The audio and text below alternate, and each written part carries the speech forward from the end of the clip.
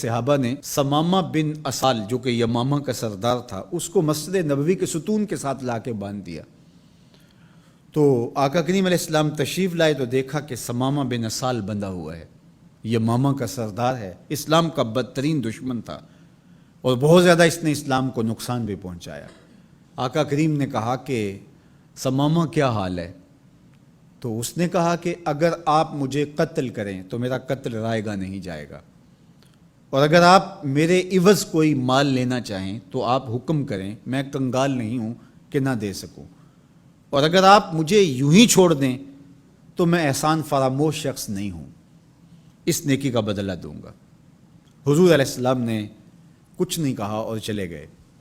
دوسرے دن حضور پھر تشریف لائے اور پھر کہا کہ ثمامہ سنا کیا حال ہے؟ اس نے یہی باتیں دوبارہ کی کہ اگر آپ مجھے یوں ہی چھوڑ دیں تو مجھے احسان فراموش نہیں پائیں گے، خاندانی شخص ہوں، اس کا بدلہ چکاؤں گا، اور اگر آپ میرے عوض کچھ لینا چاہیں تو کوئی کنگال شخص نہیں ہوں کہ کچھ دے نہ سکوں، اور اگر آپ جو ہے وہ مجھے قتل کر دیں تو کوئی معمولی شخص نہیں ہوں کہ میرا قتل یوں ہی بھلا دیا جائے گا، اس کے بدلے میں خون کی ندیاں بہیں گی۔ حضور پھر خاموشی سے گزر گئے۔ تیسرے دن حضور پھر آئے اور کہا ثمامہ کیا حال ہے؟ اس نے پھر وہی باتیں کی کہ اگر آپ مجھے یوں ہی معاف کر دیں تو احسان فراموش نہیں ہوں گا، اور اگر آپ مجھے قتل کر دیں تو میرا قتل رائے گا نہیں جائے گا، اور اگر آپ یوں ہی چھوڑ دیں تو پھر اس کے جواب میں میری طرف سے جو رد عمل ہوگا وہ بھی دیکھنے والا ہوگا۔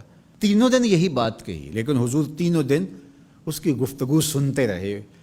اچھا موقع ہے، ایک شخص آیا ہے اور بدترین دشمن ہے، اس کی کونسلنگ کی جائے، اس کو سمجھایا جائے، لیکن ساری باتیں باتوں سے نہیں ہوتی، کچھ نگاہوں کے فیصلے بھی ہوتے ہیں۔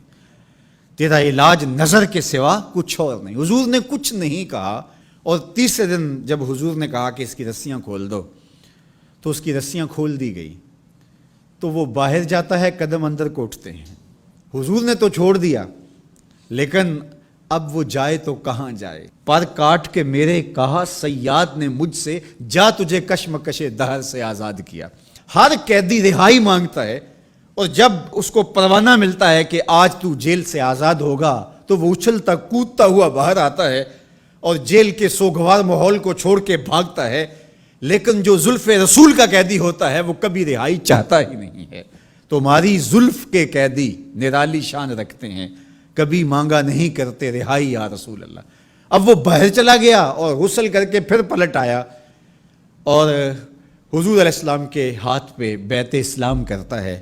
اسلام لانے کے بعد اب وہ جو پہلی بات کرتا ہے وہ سنیے۔ وہ کہتا ہے حضور مجھے سب سے زیادہ اگر کوئی برا دین لگتا تھا تو وہ دین اسلام تھا، لیکن اب میری کیفیت قلب یہ ہے جتنا پیارا دین دین اسلام لگتا ہے کوئی اور دین ہے ہی نہیں، اور جتنے بھی دنیا پہ شہر موجود تھے مجھے شہر مدینہ ان میں سے معاذ اللہ اچھا نہیں لگتا تھا، لیکن اب میری کیفیت یہ ہے جنوں ویکھ کے اکھیاں ٹھر دیاں نے، جنوں ویکھ کے ٹھردا سینہ ہے، ربا تیری ساری خدائی وچوں بس ایکو شہر مدینہ ہے۔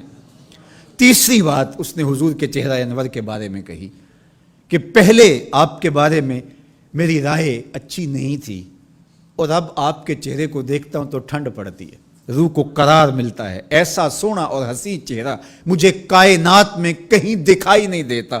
مکھ چند بدر شاہ شانی ہے، متھے چمک دی لاٹ نورانی ہے، کالی زلف تے اکھ مستانی ہے، مخمور رکھی ہن مد بھریاں۔ اب اسلام لانے کے بعد جو فوری تبدیلی اس نے محسوس کی اس کو بیان کیا۔ حضور کائنات میں سب سے محبوب چہرہ اگر مجھے نظر آتا ہے تو وہ آپ کا ہے۔ تو ادھر ایمان لایا اور ادھر دل میں یہ تغیر اور یہ تبدیلی پیدا ہوئی۔